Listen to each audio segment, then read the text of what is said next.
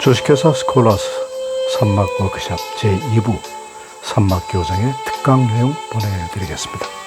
이미 많이 들으신 분들은 그냥 스킵하시고 새로 들으신 분들은 끝까지 들어주시기 바랍니다.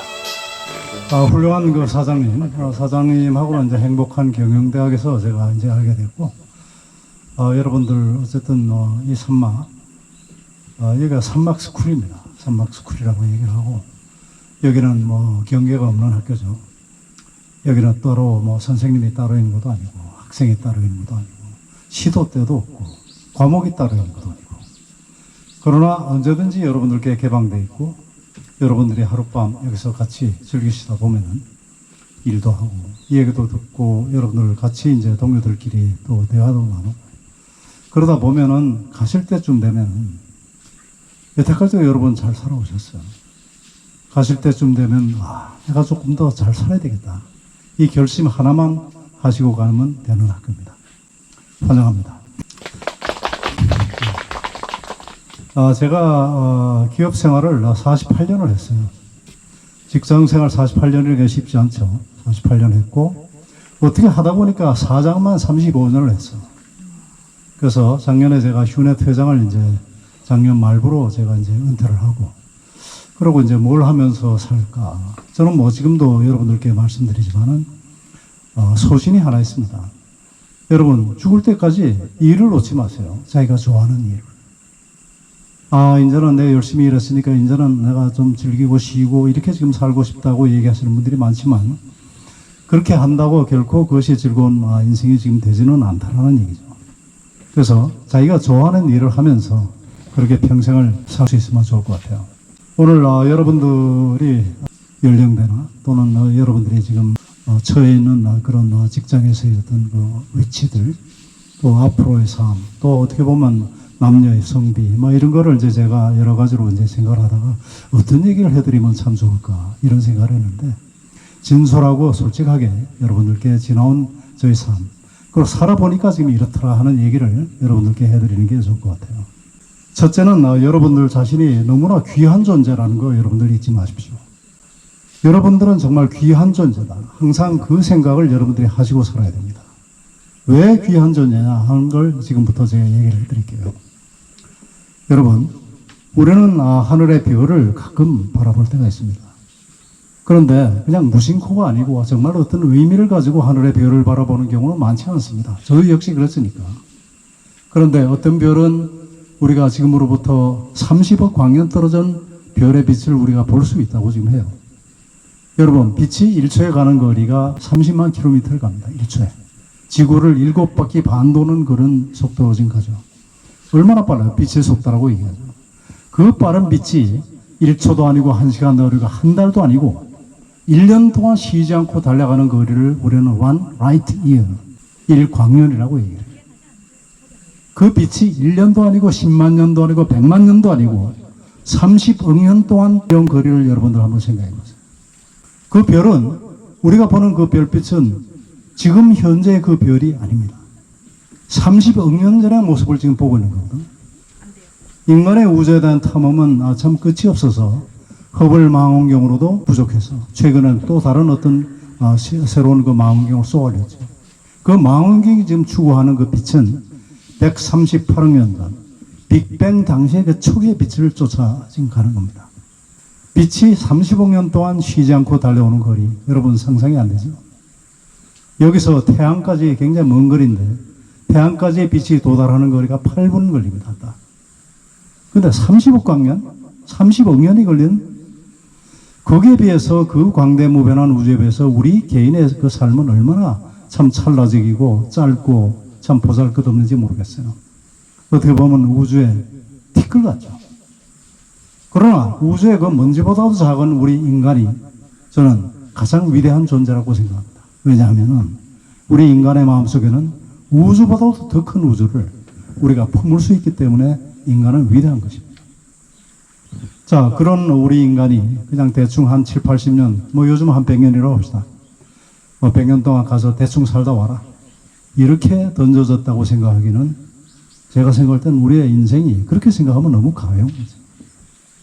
분명히 여러분들을 이 세상에 보낸 그것이 조물주가 됐든 하나님이 됐든 절대자가 됐든 그 소명, 목적이라는 게 분명히 있을 거라고 생각해요. 여러분들을 이 세상에 보낸 그 소명이 과연 무엇일까? 올해 나이가 73이에요. 근데 아직까지도 잘 모르겠어요. 따라서 어떻게 보면은 이 인생이란 것은 그 우리가 이 세상에 태어난 그 소명, 그 소명을 찾아가는 길고도 험한 여정이라고 생각합니다. 따라서 여러분들은 그렇게 소명을 갖고 태어난 아주 귀한 존재라는 거 여러분들께서 잊지 말아 주셨으면 좋겠습니다. 여러분 지금 일을 하잖아요. 여기는 뭐 신입사원도 있을 테고 입사 7년 차도 있을 테고 아니면은 벌써 20년 벌써 근무하신 그런 분들도 계시겠죠.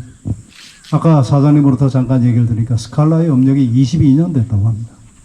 최근에는 비약적으로 지금 발전하고 있는 모습 듣기만 해도 아주 신나는 그런 얘기죠. 어쨌든 여러분들은 이 스칼라라는 이 회사에 와서 일을 지금 하고 계십니다. 또 한편으로 여러분들은 여러분의 삶을 살고 있습니다. 제가 일할 때는요, 무조건 일만 해라. 정말 저는 중동 그 사막에서 건설하면서 고생도 많이 했고, 그때는 정말 새벽부터 밤늦게까지, 그때 뭐 우리에게 무슨 역사식이 있었겠어요. 이게 뭐 나라를 위한 일이라고 이런 생각 없었습니다. 그저 생각이 있었다면은, 그저 내 혼자 좀 잘 되기를 위해, 또 조금 나아가 생각한다면 우리 회사가 조금 잘 됐으면 좋겠다는 생각. 그런데요, 지나놓고 보니까 그때 우리가 그 모래바람 그 맞으면서 흘렸던 그 땀방울들이 모여서 오늘의 우리나라를 갖다 만들었다. 이렇게 생각을 하니까 굉장히 거기에 대한 자부심이 생기는 것입니다. 여러분도 마찬가지입니다. 여러분들이 지금 일을 하고 있는 이 직장, 여러분 어떻게 생각하세요? 직장에서 보내는 시간이 여러분 인생의 3분의 2를 차지합니다. 아침 9시에 나가서 뭐 요즘은 이제 9시에서 뭐 5시까지 근무하고 또 뭐 주말에는 다들 쉬고 뭐 이런 세상도 됐지만은 그러나 여러분 앞으로 이제 세월이 지나가면서 느끼게 될 거예요. 일과 삶이 따로가 아닙니다. 살아보니까 그래요. 저는 한때 일과 삶은 엄격하게 칼같이 구분해서 살아야 되는 것이 맞다고 생각했어요. 일찍이 사장이 되다 보니까 견제하는 사람도 많고 시기하는 사람도 많고 따라서 나를 갖다 확실하게 관리하지 않으면 안 되겠다 이런 생각으로 정말로 자기 관리에 철저했죠. 따라서 그것은 뭐냐? 공과 사를 갖다 엄격하게 구분하게 될 수밖에 없는 삶이죠. 공과 사를 구분하지 말라는 얘기가 아닙니다. 근데 지금 살아보니까 일 속에 삶이 있고 삶 속에 일이 있는 거예요. 여러분 지금 제 강의를 듣고 계시잖아요. 여러분 지금 일하고 계신 겁니까? 아니면 여러분들의 삶입니까? 이거를 어떻게 두고 자르듯이 그렇게 구분할 수 있습니까? 제 말은 구분되어지지 않는 거. 억지로 구분하려다 보니까 스트레스 받아요. 그러지 말고 내 일 속에 내 삶이 있고 내 삶 속에 일이 있다. 이렇게 생각하는 것이 앞으로의 우리 직장생활에서 필요할 거라고 생각합니다. 여기 사장도 계시죠? 사장께서 지금 원하시는 게 뭘까요? 여러분들이 정말로 여러분들의 퍼포먼스, 소위 말하면 갖고 있는 여러분들의 역량을 120% 발휘해서 회사 발전에 기여해 주기를 바라실 겁니다. 또 두 번째로는 여러분들이 그 일을 하면서도 정말 스트레스 받지 않고 즐겁고 행복하게 직장 생활이 즐겁고 행복하면 여러분 가정 생활도 즐겁고 행복한 거예요. 그런 여러분들을 또 원하시겠죠. 그 두 가지가 다 섞여 있는 거예요. 그래서 우리가 워크-라이프 밸런스를 우리가 얘기하던 시절이 있었습니다. 그때는 우리가 너무나 일만 하고 정말로 우리의 어떤 삶이라는 게 없었던 시절에 우리 삶도 좀 생각하자. 그런 의미에서 워크-라이프 밸런스를 갖다 얘기한 것인데 지금 구글이나 또는 세계적인 글로벌 기업들이 추구하는 것은 워크-라이프 밸런스가 아니고 워크-라이프 인테그레이션, 통합입니다. 따라서 우리 사장님께서도 그런 직장을 만들어 주시기를 제가 오늘 부탁드립니다. 그리고 여러분들께서도 그런 직장을 만들어 주시기를 또 바랍니다. 제가 학번이 69학번이니까 아마 여러분들 한참 선배될 거예요. 그죠? 제 나이가 지금 73이라 그러면 여러분들 믿겠습니까? 상당히 좀 젊어 보입니다. 그 여러 가지 이제 이유가 있겠지만은 제가 지금 드리고자 하는 말씀은 우리가 지금 많이 흔들려요. 여러분들이 생각해 저분은 지금 나이가 벌써 저렇게 되셨으니까 어떤 것에도 흔들지 않은 부동심을 갖고 계시겠구나 이렇게 생각하실지 모르지만 나이 70이 넘어서 흔들립니다. 흔들리는 게 정상입니다. 우리 인간은. 그러나 흔들릴 때 우리가 바람에 흔들리는 그 갈대처럼 그렇게 흔들려서는 안 되죠. 여러분들 흔들릴 때 여러분들을 잡아주는 마음 기둥을 굳건하게 여러분들 세우셔야 돼요. 앞으로 여러분들 직장 생활하고 가정 생활하면서 얼마나 많은 그런 흔들림이 있겠습니까? 그때마다 거기에 휘둘리지 않으려면 여러분 중심을 잡아야 되는 거죠. 제가 지금부터 말씀드리는 이 세 가지 마음 기둥은 저도 그렇게 잘한다는 것이 아니고 저도 지금 그렇게 따르겠다는 얘기입니다. 첫째는 여러분 선의지를 가져야 돼요. 선의지. 선의지는 여러분 나도 잘 되고 남도 잘 돼. 그런 마음을 가지는 것입니다. 우리가 누구를 만나든지 그 사람이 정말로 잘 됐으면 좋겠다 하는 그런 어떤 마음을 가슴속 가득 채워서 그것이 상대방에게 전달할 수 있도록 그렇게 해주는 것이 선의지입니다. 여러분 뭐 잘 아시겠지만 법정스님이라는 분이 계셨어요. 무소유를 주장하셨던 법정스님도 무슨 얘기를 하냐면 나는 인간의 선의지 이것 이외에는 인간의 우월성을 인정하고 싶지 않다고 얘기하던 바로 그 선의지입니다. 독일의 유명한 칸트라는 철학자가 있죠. 대철학자입니다. 그분이 순수 이성 비판론에서 나를 끊임없이 매료시키는 것이 두 가지가 있으니 그 하나는 내 머리 위에 하늘 위에 반짝이는 별이요 또 하나는 내 가슴 속에 불타오르는 도덕률이다. 이렇게 얘기를 했습니다. 잠깐만 여러분 너무 딱딱해요. 지금 의자를 이쪽으로 좀 확 돌려보세요. 그것이 굉장히 불편할 것 같아요. 또 돌리세요. 편한 대로. 편안하게 정말. 맥주도 한 캔씩 하고. 예. 자유롭게 그렇게 하는 게 훨씬 좋습니다. 그래서 인간의 그 선의지 이거를 여러분들이 항상 갖고 계신 것이 굉장히 중요하고요. 두 번째로는 호연지기를 가져라. 이렇게 얘기를 하면 이것도 고리타분한 얘기다 이렇게 생각하실지 모르지만 호연지기의 직접 그 뜻을 한번 들어보시면 여러분들 아마 굉장히 감동하실 것이에요. 호연지기란 말은 2500년 전에 맹자가 썼던 얘기입니다. 어느 날 맹자가 우리처럼 이렇게 앉아가지고 제자들하고 이제 공부를 하고 있었는데 그때 제자 하나가 손을 번쩍 들더니 선생님께서는 남들보다 조금 더 잘하시는 것이 있습니까? 이렇게 물었습니다. 참 당돌한 얘기죠. 제자가 선생님한테 뭐 잘하는 게 있습니까? 이렇게 묻는다는 게 참 어떻게 보면 당돌한 얘기지만은 아마 2500년 전에는 그런 것도 다 이렇게 통용될 수 있던 좀 더 자유로운 시대 같아요. 그러니까 맹자가 얘기를 합니다. 그래, 내가 두 가지가 있다. 남보다 잘하는 것이. 그것이 첫째는 지언. 남의 말을 잘 이해한다는 지언.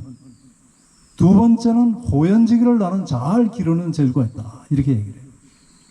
그러니까 제자가 당연하죠. 선생님, 그러면 호연지기가 무엇입니까? 이렇게 묻잖아요. 그러니까 이제 맹자가 설명합니다. 호연지기. 이것은 우주에 가득 차 있는 그 색천지란 말을 씁니다. 가득 차 있는 아주 좋은 기운인데 이것은 아무리 취해도 아무리 섭취를 해도 결코 해가 없는 무해라는 말을 또 합니다. 이것은 지극히 강하고 지극히 큰 그런 기운이다. 그래서 지대지강이라는 말을 또 쓰죠. 근데 지금부터가 중요해요. 그 호연지기는 밖에서 길러져서 어느 날 갑자기 나에게 들어오는 그런 기운이 아니고 오로지 우리의 가슴 속에서만 길러지는 기운이다.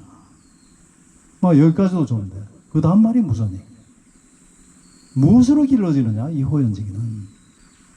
첫 번째는 의로, 영어로 말하면 rightness, 정의로, 의로움과 두 번째 고들직자입니다. 정직함으로서만 길러지는 기운이다. 천철설인과 같은 이 문구는 정말 우리가 새길 필요가 있어요. 좋은 기운이긴 한데 오로지 의로움과 정직함으로서 길러지는 기운이다. 무슨 얘기죠? 그러면서 또 얘기를 해요. 이 기운은 정말로 좋은 기운인데 한 번 길러졌다고 해서 오래 갈 수 있는 것이 아니다. 계속 소진되기 때문에 계속 길러야 한다. 이렇게 지금 얘기를 합니다. 따라서 의로움과 정직함으로 길러야 된다는 얘기죠. 세 번째는 역사의식입니다. 여러분, 제가 여러분들께 얘기하는 저나 제 얘기를 또 경청하고 계시는 여러분들이나 다 같이 우리의 지금의 역사를 쓰고 있는 겁니다. 우리의 이 조그마한 역사가 모여서 우리 집안의 역사가 되고 회사의 역사가 되고 그리고 인류의 역사가 되는 것이거든요. 근데 어떤 역사를 쓰겠습니까, 여러분? 만일에 여러분들께서 내 자식이나 아니면 내 후배들에게 너희 아버지, 어머니는 이렇게 자랑스러운 역사를 썼다, 이렇게 얘기를 하시려면, 그 다음에 우리 후배들에게 나는 여러분들에게 부끄럽지 않다, 이런 역사를 쓰시기를 원한다면 우리가 흔들릴 때 어떻게 우리가 행동해야 될지는 너무나 자명합니다. 그래서 저도 이거를 갖다 여태까지 잘 못하고 그렇게 살고 있지만은, 그러나 이렇게 하면 좋을 것 같아서 여러분들께 권합니다. 여러분들 마음이 흔들릴 때, 첫 번째, 나에게 선의지가 지금 충만한가? 두 번째, 나에게 의로움과 정직함이 가득한가? 세 번째, 내가 지금 어떤 역사를 쓰고 있느냐? 이 세 가지만 여러분들이 생각해서, 세 가지가 전부 다 오케이면 무조건 고입니다. 그때 가셔도 됩니다.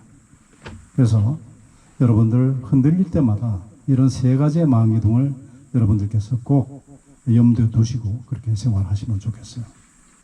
지금 미혼이신 분 한번 손 한번 들어볼래요? 미혼.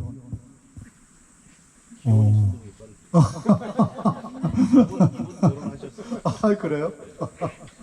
네, 그러면은 제가 살아보니까 가장 중요한 게 무엇이냐? 나 자신이 중요하고요. 두 번째가 가정이야, 가정. 이거를 갖다 우리가 간과하기 쉬워요. 그런데 여러분, 가정생활을 하려면 지금은 여기 결혼하신 분들은 지금 워킹맘일 수도 있어요. 집에서. 애도 지금 저거 하고 집에 살림도 살아야 되고 남편 보살핌도 해야 되고 맞벌이 이렇게 하시는 분들 많이 있을 겁니다. 힘들죠. 그 다음에 일도 해야 돼요. 얼마나 힘들겠어요. 그럴 때는 남편분들이 정말 잘 도와줘야 됩니다. 저는 경상도 사람이고 옛날 사람이라서 옛날에는 남자는 부엌에 들어가면 안 된다고 우리가 배웠고 또 그랬어요. 근데 지금은 부엌에 잘 들어갑니다. 안 들어갈 수가 없어. 그래서 여러분들께는 어떻게 하면 원만한 가정을 갈 수 있느냐, 이 얘기를 좀 해드리는 것이 좋을 것 같아요. 미혼이신 분들은 그런 남편, 그런 아내를 만나셔야 되고, 지금 결혼하신 분들은 그런 배우자가 되도록 서로가 노력을 해주시면 좋겠어요. 저는 지금 결혼 44년 차입니다. 1978년도 결혼해가지고 44년째 지금 있는데 아직까지 한 여자는 잘 살고 있습니다. 그 원인을 갖다 한번 살펴보니까 뭐 다른 것도 있겠지만 이거예요. 함께 또 따로. 이거를 참 잘해야 될 것 같아요. 함께 또 따로. 그래서 저는 이걸 줄여서 함 또 따 이렇게 하고 제가 이제 유튜브도 이제 올리고 이렇게 하는데요. 칼릴 지브란이라고 여러분 잘 아시는 그 레바논 출신의 그 시인이 있습니다. 이 사람이 뭐라는 거예요? 함께 이때 거리를 두라. 그리하여 하늘의 바람이 그대들 사이에서 춤추게 하라. 서로 사랑하라. 그러나 그 사랑으로 구속하지 마. 그보다 그대들 영혼의 나라 속에서 출렁이는 바다가 되게 하라. 멋지죠?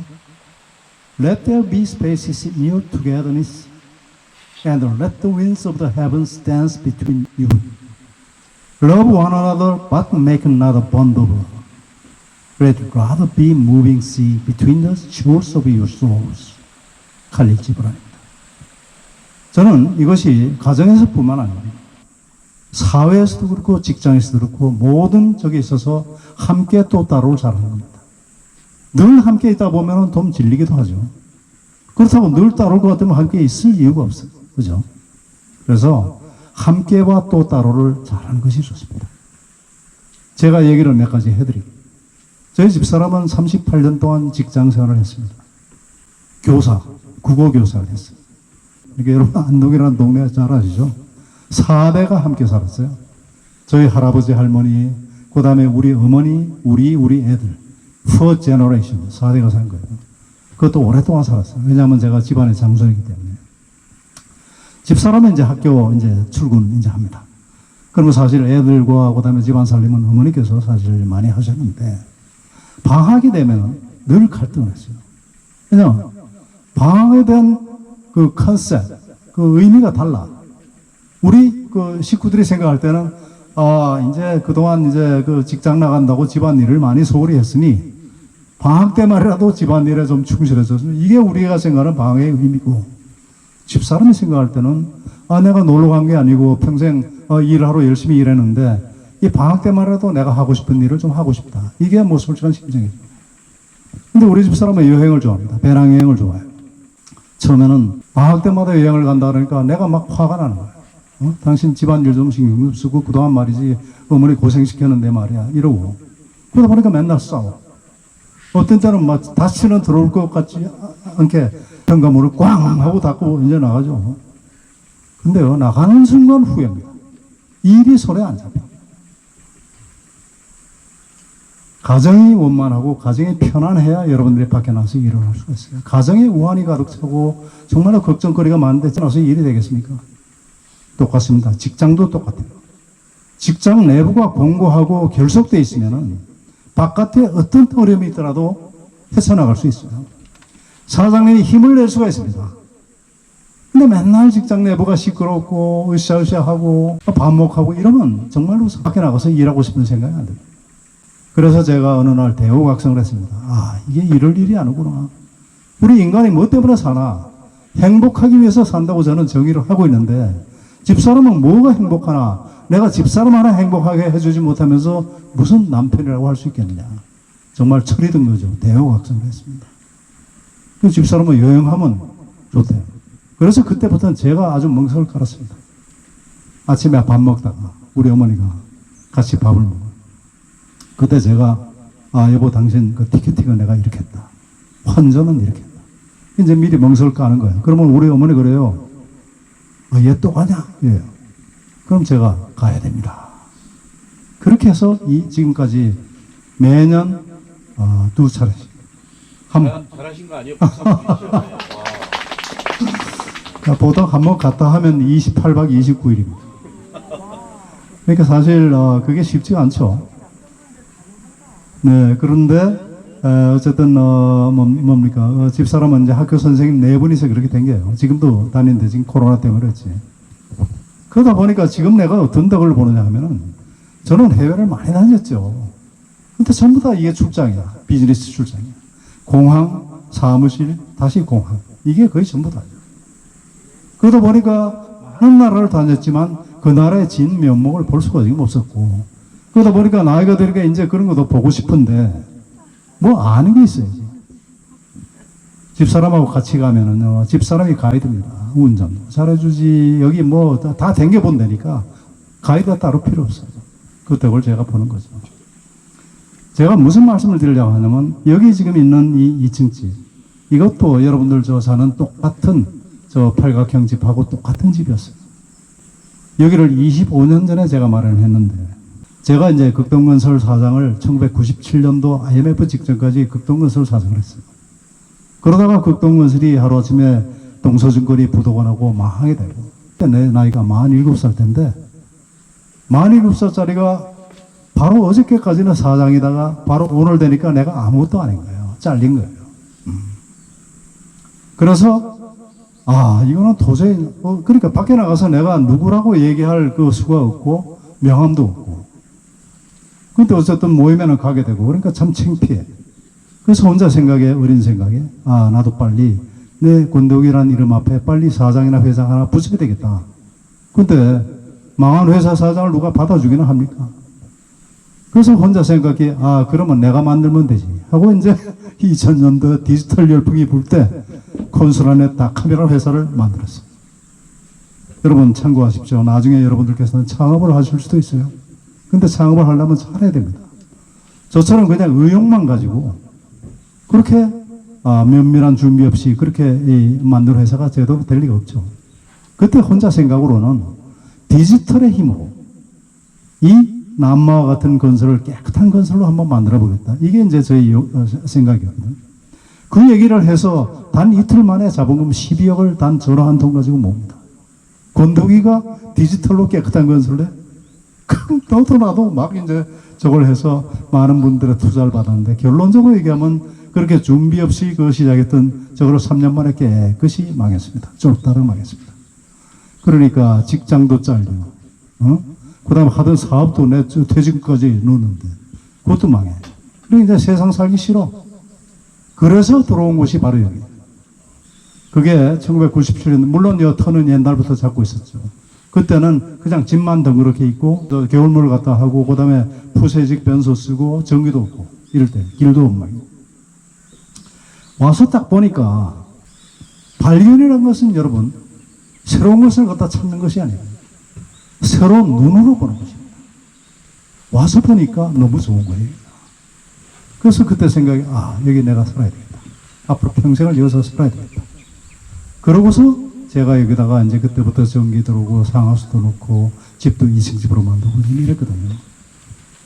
그때 말이죠. 제가 보따리를 싸가지고 여기 들어왔던 그 심정은 그때가 아마 12월 초에 진우비계비가 뭐 하는데 정말 참담하죠. 패자야. 루저서 들어오는데 집차를 몰고 짐을 싸가지고 집사람이 이제 그 배웅을 받으면서 오는데 슬퍼요. 근데 또 하필 진우개비가 날리는데 또 라디오에서 무슨 노래가 나왔냐면 조성모의 가시나무라는 노래가 나옵니다. 여러분 가시나무 아세요? 슬픈 노래예요. 내 속엔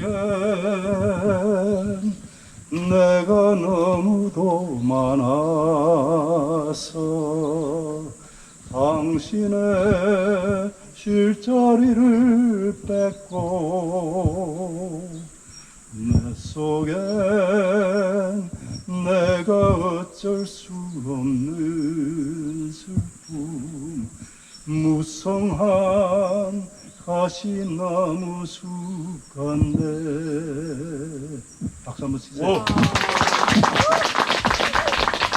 그래가지고 이게 그냥 조성모의 노래로 들어도 슬픈데 이게 또 하필 남성 중창으로 이게 나오는 거예요. 그래서 제가 정말 눈물이 나서 운전을 못하겠어. 그래서 고속도로 갓길에다 차를 대고 정말 펑펑 울었죠. 난생 처음 그렇게 울어봤던 것 같아요. 그렇게 들어왔던 얘기입니다. 그런데 삶이란 것은 정말 우리가 예측할 수 없는 것이어서 여기서 그 있는데 어느 날 갑자기 전화가 한 통 딱 와요. 그 권사장 지금 뭐 하십니까? 지금 한참 일하실 분이 뭐 도 닦는 것도 아니고 뭐요? 이렇게 전화를 한 분이 바로 아주그룹의 문기영 회장이에요. 저하고는 옛날부터 친구지. 그러지 말고 우리 저 호텔에 와서 좀 사장 좀 하시오. 이래. 아니 세상에 건설밖에 안 하던 사람이 무슨 호텔 사장이냐 이런 생각이. 어쨌든 만나자 그래서 저 노보텔에 있는 그 슌미라는 일식당에서 만났어요.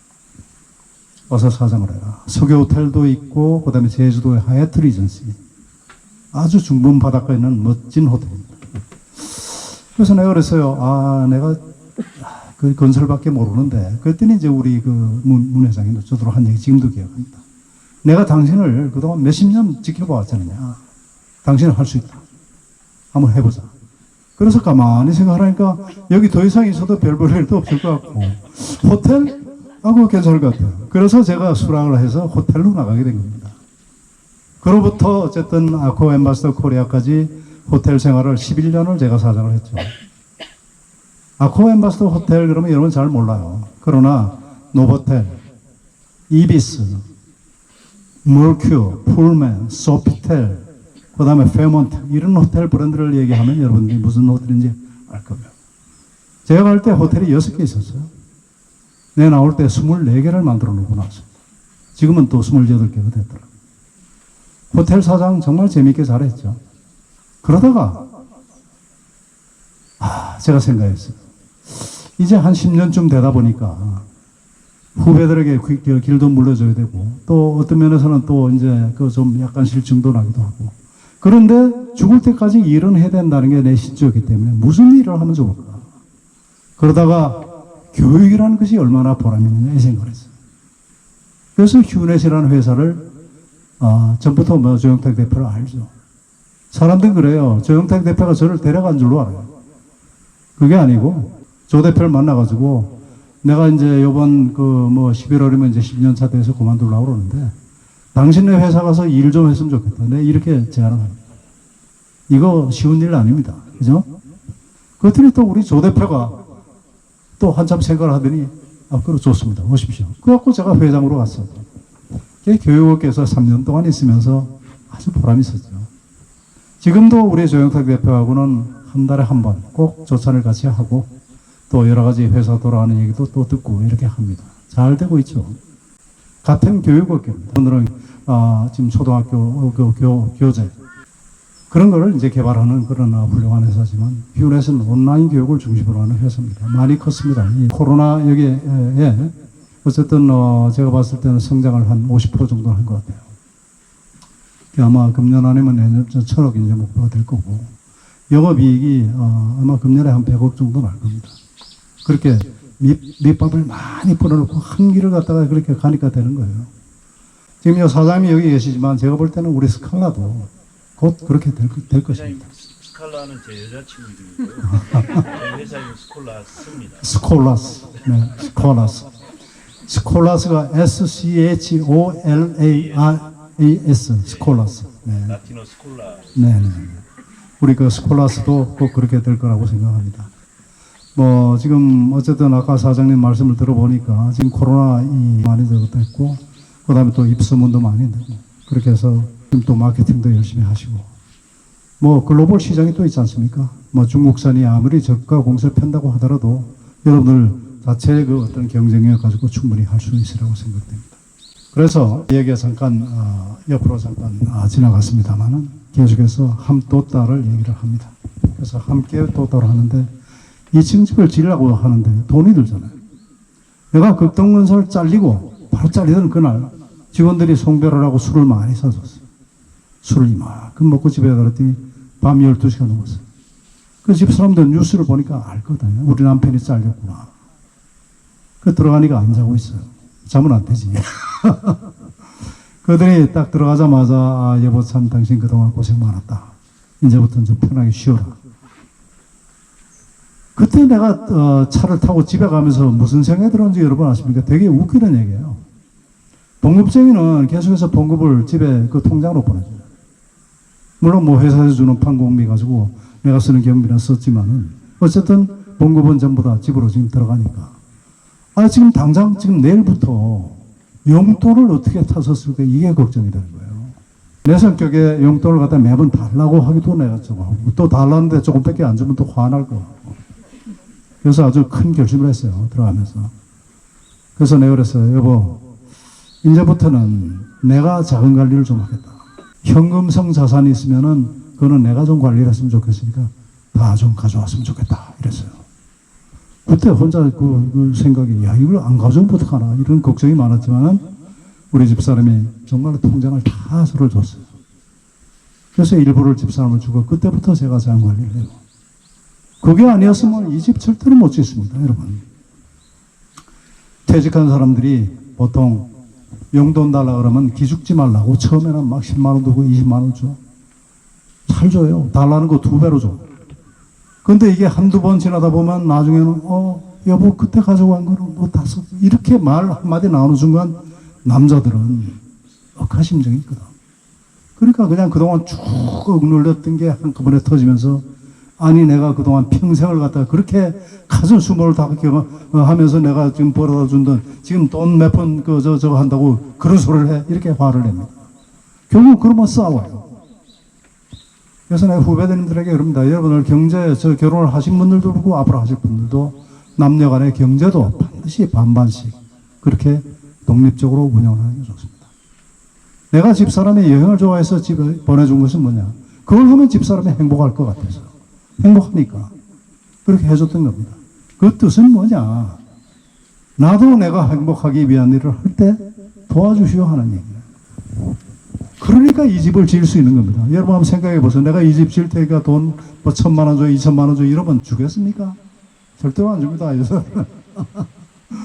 그래서 어쨌든 오늘의 지금 있다는 얘기입니다. 그래서 함께 또 따로 항상 이렇게 생각하세요. 배우자 또는 여러분들 사귀시는 남자친구, 여자친구 있으면 어떻게 해주면 행복해 줄까? 이 생각을 먼저 하십시오. 그래서 그걸 갖다가 대신 이루어줄 수 있도록 그렇게 해주십시오. 우리 집 사람이 지금 현재 한국 여성불교개발 원장을 지금 하고 있어요. 2년 전에 그런 어떤 제의를 받았을 때 집사람은 난 그런 거 절대로 안 한다. 이렇게 할 때 제가 뭐라 하는 거 아세요? 당신이 그동안 학교 선생님으로서 제자를 길러낸 것도 훌륭한 일이다. 그러나 그보다 조금 더 빛나는 일을 했으면 좋겠다. 그러니 내 생각으로선 그런 제의가 있고 그런 제안이 있으면 받아들이고 봉사하는 자리니까 해라. 이렇게 얘기를 했어요. 그래서 했습니다. 했는데 오늘 아침에 기분이 굉장히 좋아요. 그래서 웬일인가 했더니 후임 원장을 찾았다는 거예요. 그러니까 그동안 굉장히 힘들었던 건 내가 압니다. 그러나 제가 오늘 칭찬해줘요. 당신 정말로 잘했다. 우선 여성불교개발원이 그 당시에 이제 조교사에 그 소속돼 있다가 독립을 했어요. 독립군 활동 잘했고, 두 번째. 또 이 사옥이, 그러니까 회사에 그 사옥이 없어가지고 쫓겨날 판인데 그것도 지금 모금을 잘 해가지고 지금 새로운 사업도 구했고. 그러니 당신은 우리 한국 여성불교사의 길이 남는 역사의 한 페이지를 당신이 만들었다. 그래 얼마나 잘했냐. 칭찬해 줬어요. 자, 그래서요. 하여튼 이렇게 함께 또 따로를 잘하는 것이 굉장히 중요합니다. 직장에서도 그래요. 옛날에, 지금은 뭐 그럴 일도 없죠. 사장님이 전화해서 제일 먼저 하는 얘기가 뭐겠어요? 별일 없냐? 출장 가서. 그러면 99%는 별일 없다고 대답합니다. 왜? 사장이 없어서 별일이 있으면 내가 무능한 직원이 될 수 있을 것 같아서 별일 없습니다. 근데 회사에 별일 없는 건 제일 잘하는 사람이 누구겠어요? 사장이 제일 잘합니다. 별일 있으면 무슨 수로 써서도 연락이 왔겠지. 사장님이 여러분들께 별일 없느냐, 별일 없으면서도 별일 없는 거 알면서도 그렇게 얘기하는 것은 여러분들과 이야기하고 있다. 그럴 때 여러분 별일이 없더라도 별일이 있는 것처럼 조곤조곤하게 이렇게 얘기를 하시면 친해지고 싶다는 얘기예요. 너무 어렵게 생각하지 마세요. 내가 사장을 오래 했지만 제일 외로운 사람이 사장이에요. 어떻게 보면 참 불쌍해요. 어디 가서 하소연할 데도 없어. 직원들에게 회사의 고충을 갖다가 마음 터놓고 그렇게 얘기할 수도 없어요. 그러고 잠 못 잡니다. 또 직원들의 고충을 또 제일 또 잘 알아야 되는 사람이 또 사장이에요. 옛말에 이런 말이 있습니다. 부하 직원이 뭘 시켰는데 이리저리 토를 잡고 말 뺀들거리고 말을 안 들어. 그럴 때는 뭘 생각해야 되냐면 나는 나의 상사에게 그러지 않았나 생각하셔야 됩니다. 또 윗사람이 쓸데없이 이것저것 자꾸 참견을 하고 무리한 요구를 하고 이래요. 그럴 때 윗사람 잘못됐다고 얘기하시기 전에 나는 내 부하 직원에게 그러지 않았나 생각해 보는 게 그게 현명한 사람입니다. 여러분은 상대방의 절실함을 알아주는 사람이 되십시오. 이 세상에서 가장 강한 사람은 돈이 많은 사람도 명예가 많은 사람도 권력이 많은 사람도 아닙니다. 그것은 사람의 마음을 사는 사람입니다. 사람의 마음을 사는 사람이 가장 강한 사람이에요. 득도다조란 말이 있습니다. 사람의 마음을 사는 사람이 가장 강한 사람입니다. 그럼 사람의 마음을 살려면 어떻게 해야 될까요? 상대방의 마음을 들여다보고 상대방의 절실함을 갖다 알아볼 줄 아는 눈을 갖고 있는 사람. 그러려면 잘 살펴야 돼요. 항상 그런 마음으로 살펴야 됩니다. 동료를 살펴야 되고 여러분 상사를 살펴야 되고 부하 직원을 살펴야 돼요. 절실함은 사람마다 다 달라요. 그 다음에 그때 또 다 달라요. 친구가 책을 내거든 여러분들. 그 책 왜 나한테 사인해서 안 보내? 이렇게 얘기하실 것이 아니라 그 책을 인터넷 서점에서 주문해서 후평까지 써가지고 또 여러분들 SNS를 통해서 선전해주고 이런 사람이 되셔야 됩니다. 친구가 가게를 낸다? 그때 왜 개업토가 안 해? 이렇게 얘기하실 것이 아니라 능력 범위내에서 내 친구들 왕창 데려와서 제일 먼저 팔아주는 사람이 되십시오. 그 사람이 그 친구의 마음을 사는 사람이에요. 왜 책을 냈겠으며 왜 가게를 냈겠습니까? 그 사람의 절실함은 책을 내는 사람은 내 책이 많이 읽혀졌으면 좋겠다는 그런 절실함이 있는 것이고 가게를 내는 사람은 내 가게가 정말로 잘 돼서 정말로 성공했으면 좋겠다는 절실함이 있는 것입니다. 여러분 그렇게만 하면 여러분들 인간관계는 100% 지금 성공합니다. 제가 이제 일례를 들면 이랬습니다. 제가 얼마 전에 한 2년 된 날 사장이 미안해라는 유튜브 방송을 했어요. 지금도 그 찾아보면 있을 겁니다. 저하고 그 다음에 한국전력 당시에 사장 하던 조한익 사장 그 다음에 또 그런 포스코리아라고 이제 글로벌 회사에 사장을 했던 이강호 사장 저하고 이제 전부 다 중고등학교 동기동창 3명이서 야 우리가 그동안 갖고 있는 사장 경력만 합쳐도 한 100년 가까이 되는데 이거 그냥 우리가 사장시키면 뭐냐.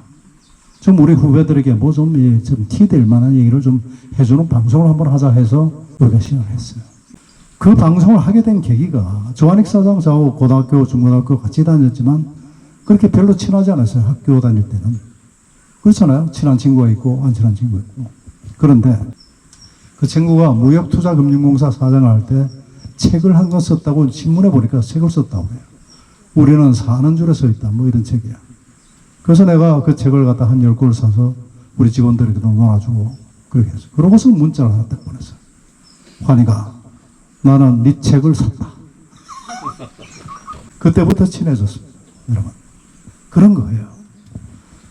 그래서 저도 요즘 그렇습니다. 유튜브를 하거든요. 권대육 TV 여러분들 오늘 구독 신청을 꼭 좀 해주셔야 됩니다. 내가 지금 뭐 시작한 지가 한 2년 한 반 됐어요. 아마 지금 휴대폰 보시면 아시겠지만 얼마나 열심히 했냐면요. 하루에 1개 이상씩의 컨텐츠를 꼭 올렸어요. 2년 반 동안. 자, 한번 생각해 보세요, 여러분. 그러니까 전체 개수로 한 1700개 가까이 올라가 있어요. 별의별 게 다 올라가 있어요. 저는 지금 이것을 연습 라운드라고 생각합니다. 보통 이 컨텐츠 하나 만드는데 시간이 보통 5시간 정도 걸려요. 그걸 갖다가 누구 사람 도움 없이 제가 이 휴대폰 하나 가지고 편집하고 거기다 나레이션 넣고 백그라운드 뮤직 넣고 다 합니다. 문자 자막 넣고. 그래서 오늘 여러분들 이제 지나가면은 또 오늘 있었던 일이 또 아마 유튜브에 올라갈 겁니다. 내일 아침쯤이면. 그래서 이것이 저는 참 좋아요. 이렇게 하는 것이. 제가 이제 왜 이러냐. 사람은 할 일이 있어야 되거든요. 제가 그때 생각을 했어요. 아, 내가 휴넷을 그만두면 이제 완전히 은퇴를 하는 것인데, 그럼 무슨 일을 할까? 그래서 산막스쿨이라는 것을 생각해서 산막스쿨을 지금 운영하고 있습니다. 여러분들은 지금 스콜라의 직원으로서 오늘 프로그램을 다 짜서 이렇게 오셨지만은 제가 기획을 합니다. 그래서 지금 4번째 산막스쿨을 했고 5번째 산막스쿨이 11월 4일 날 열려요. 그래서 첫 번째는 연세대학교 철학과의 김형철 교수님을 스피커로 모셨고 또 아리스킴이라는 세계적인 아티스트가 와서 여기서 연주를 했고 두 번째는 또 너무 이제 그 올드하다 하다는 얘기에 있어서 좀 젊은 친구가 왔으면 좋겠다 그래요. 그래서 야놀자 여러분 아시죠? 야놀주의 김종윤 대표를 제가 스피커로 모셨고 세 번째는 남인숙 작가라고 아시는가 모르겠어요. 여성 작가인데 어쨌든 그분도 스피커로 오셨고 네 번째는 석천 박재희 선생님이 오셔서 강의를 했고 다섯 번째는 가곡의 밤 이런 제목으로 그 다음에 신앙 이렇게 해서 또 여러분이 또 오십니다. 이것이 일이고 그 다음에 저는 옛날부터 그런 생각을 했어요. 쓰고 말하고 노래하는 삶을 살겠다. 내 일도 있지만 쓰고 말하고 노래하는 삶을 살겠다. 여러분들은 다 생각하는 바가 다 틀릴 수가 있어요. 좋아하시는 것이 다 틀려요. 그러나 여러분들이 좋아하는 것을 여러분들의 직업으로 만들 수 있는 능력이 여러분 있어야 됩니다. 일과 삶이 여러분 별개가 지금 아닙니다. 그죠? 그래서 여러분들 그것을 좀 바꾸시기 바랍니다. 뭐 제가 얘기가 상당히 길었습니다만은 이 산막스쿨에 오셨던 분은 내 기준으로 봐서는 그런지 몰라도 전부 다 오시기 전보다 훨씬 더 잘 되겠어요. 여기 오셔야 됩니다. 여기 오셨던 분들은 박수 한번 치세요. 뭐 방송국의 PD께서는 여기 다녀가신 다음에 편성국장이 되시고 또 우리 남인숙 작가 같은 분은 그 당시에는 그렇게 베스트셀러 작가가 아니었어요. 지금은 베스트셀러 작가가 되셨고 유튜브로 보통 구독자가 뭐 한 몇십만 명 되고 한번 올렸다 하면 한 100만 조회가 지금 나오는 그런 저거 됐고 하여튼 모든 분들이 다 잘 돼 계신 것 같아요. 그래서 여러분들께서도 제가 그런 의지를 항상 보내드립니다. 좋은 그런 적이 될 수 있도록 하고요. 여러분들 자신이 굉장히 중요한 분들이기 때문에 가장 중요한 것이 뭐냐? 여러분들 자신으로 사는 것입니다. 내가 살아보니까 내가 60평생 바로 직전까지만 하더라도 남의 삶을 살았던 거예요. 남이 나를 어떻게 생각할까? 저 사람은 나를 어떻게 생각할까? 거기 맞춰서 나라는 게 있지만 거기 맞춰서 살다 보니까 온전한 나로서 절대로 못 살았던 겁니다. 그런데 나로 살아야 되겠다는 그 계기가 하나 있었어요. 여러분 남자의 자격이라는 프로그램 아세요? KBS에서 했죠. 거기 남자의 자격 청춘 합창단이라는 합창단이 하나 있습니다. 제가 거기에 오디션에 응모를 해가지고 합창단이 단원이 돼서 그때부터 합창을 하기 시작해서 지금 11년째 지금 하고 있어요. 그때 오디션을 보러 가는데 제일 걱정이 뭔지 아세요?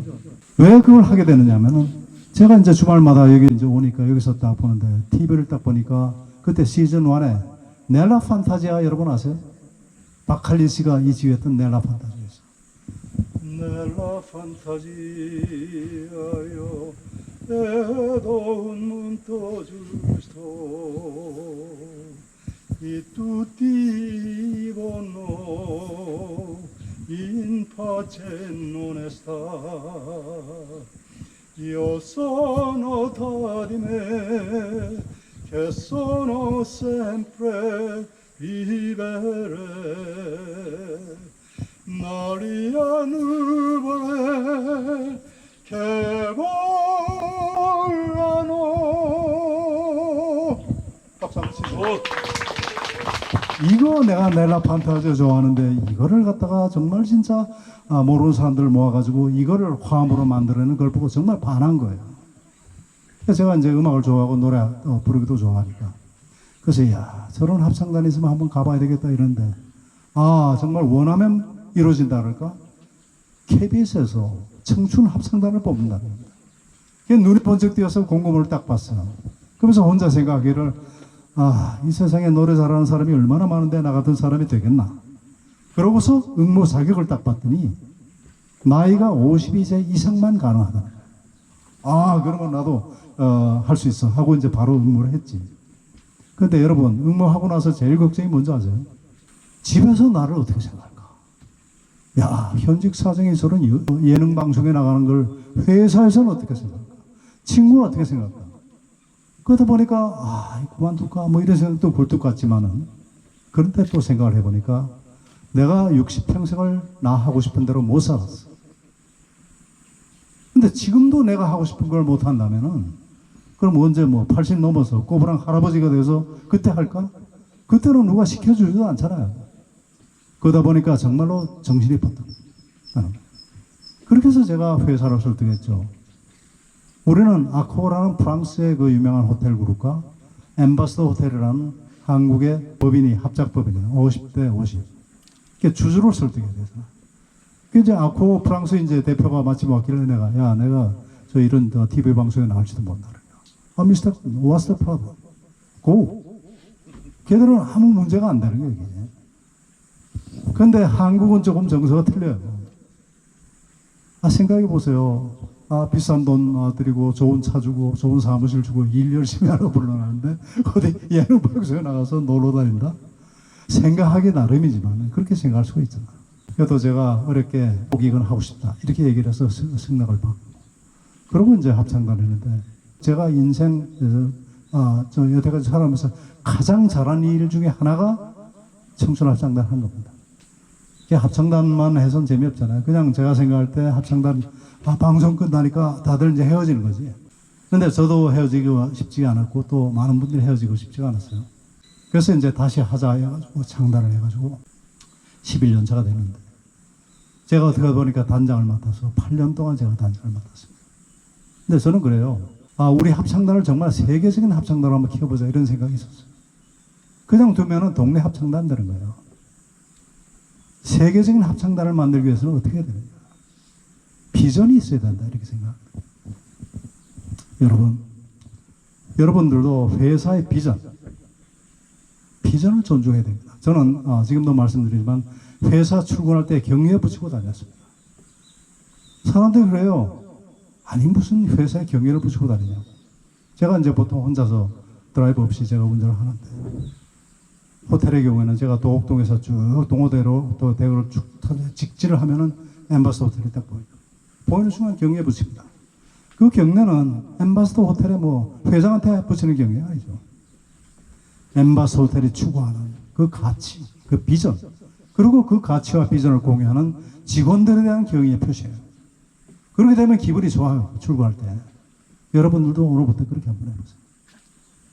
우리가 길 가다가 애국가가 울려 퍼지고 태극기가 개양이 되면 가던 걸음을 멈추고 가슴에 손을 얹고 경의를 표합니다. 그것이 무슨 우리 대통령이나 무슨 장관들에 대한 경의 표시겠습니까? 그게 아니잖아요. 우리 대한민국을 건국해서 그 많은 이 환난 끝에 오늘의 우리 한국을 만들어준 우리 선조들과 우리 조상들, 선배들에 대한 경의 표시입니다. 회사는 잘못이 없어요. 그죠? 잘못이 있다면 사람과 시스템의 잘못이 있을 수가 있어요. 그러나 일터는 언제나 옳은 것입니다. 여러분들이 다니는 직장을 존경하지 않고 사랑하지 않으면서 여러분 왜 댕깁니까? 이렇게 얘기할 수 있어요. 아, 내가 모든 것이 다 싫지만은 그래서 목구멍이 포도청이 가서 먹고 살자니 이런 생각을 바로 하는 순간에 여러분들 자존이 다 깨집니다.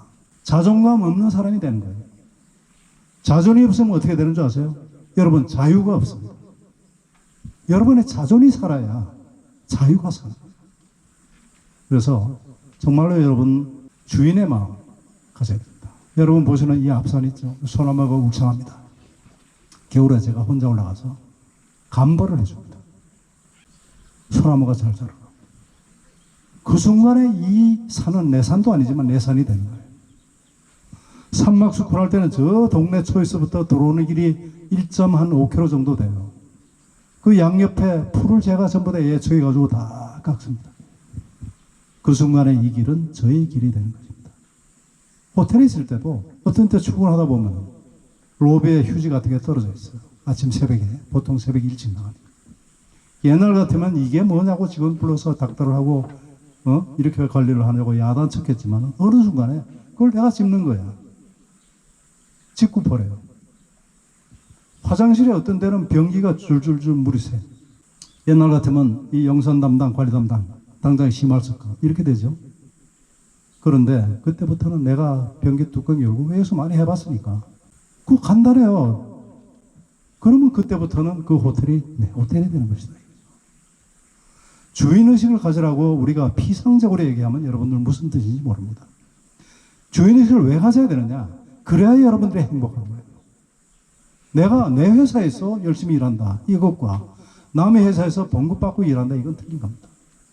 그래서 여러분 앞으로 여러분들이 어떻게 되실지라도 그런 여러분들의 의식과 마음가짐을 가지고 여러분들이 임해줬으면 좋겠다는 말씀을 드립니다.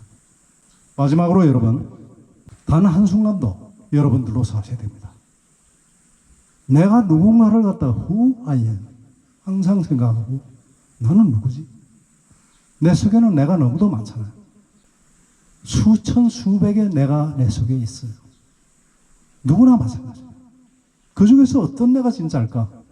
이거 항상 생각하시면서 그 진아, 이 진아를 찾아가는 노력을 하십시오. 그리고 여러분들 원하는 일을 주저없이 그렇게 하십시오. 근무도 열심히 하지만 여러분 삶도 여러분 충실하게 살아야 돼요. 좋은 배우자도 만나시고 또 서로 사랑하고 원만한 가정 만들고 그렇게 해야 여러분들 나름대로 행복할 수 있는 가장 좋은 길이라고 생각해요. 스티브 잡스가 여러분 잘 알죠? 지금 오늘날에 그 아이폰을 만든 애플의 창업자 한번 쫓겨났었죠. 쫓겨났다가 다시 들어갔습니다. 다시 들어가서 이렇게 만들고 죽었죠. 이 사람이 스탠포드 대학교에 가서 졸업식에 가서 한 연설을 제가 여러분들께 들려드리겠습니다. Remembering that I shall be dead soon is the most important tool I've ever encountered to make big choices in my life. Because almost everything, all external expectations, all pride, or the embarrassment of the failure, all these things just fall away in the face of death, leaving what is truly important in life. 이 사람은 그 당시에 췌장암에 걸렸어요. 자기가 죽을 거라는 걸 알고 있었어요. 그러면서 얘기합니다. 내가 내 인생에서 가장 중요한 결단을 내릴 때 나를 가장 도와줬던 것은 내가 죽을 것이라는 사실을 remember, 다 죽죠. 우리 다 알아요. 그렇지만 늘 우리가 잊고 삽니다. 그걸 기억하는 것이었다. 왜냐하면 모든 외부적인 기대라든지 모든 자존심, 심지어는 내가 실패할지도 모른다는 그런 두려움조차도 이 삶과 죽음이라는 이 명제 앞에서는 정말로 이 인생에서 가장 중요한 것이 무엇이냐는 명제 하나를 남겨놓은 채 사라져갈 뿐이다. Remembering that I am going to die is the best way to avoid the trap of thinking that I have something to lose. 인생을 살아가면서 내가 뭔가 something to lose, 잊어버릴 것이 있다는 것. 이런 어떤 트랩을 갖다 벗어나는 베스트 웨이, 가장 좋은 방법은 내가 죽는다는 사실을 기억하는 것이다. We are all naked. 우리는 모두 벌거벗은 거예요. 그러면서 어떤 명제를 주느냐. 여러분들 가슴이 뛰게 하는 일을 지금 하지 않을 이유가 무엇이냐 이렇게 묻습니다. 저는 저의 가슴을 뛰게 하는 일이 뭔가를 늘 생각해 봤어요. 산막스쿨을 하면 가슴이 뛰고 유튜브를 하면 가슴이 뛰고 합창을 하면 가슴이 뛰고 그렇습니다. 우리 합창단은 유엔에 다녀왔습니다. 2015년도에. 아니 이름도 없는 시니 합창단을 유엔에서 불러주기는 합니까? 내가 유엔에 간다 할 때 우리 집사람부터 당신 미쳤냐 그랬어요. 60명이라는 그 대인원을 뉴욕까지 7박 8일 뉴욕 와싱턴. 아니 불러주지도 않는데 어떻게 하느냐. 설사 그러니까 불러주지도 않을 뿐더러 설사 불러준다고 한들 무슨 재주로 가느냐. 이게 전부 다 안 된다는 사람들의 그 제가 있습니다. 그렇지만 어떻습니까? 갔습니다. 갈 수 있다고 생각했어요.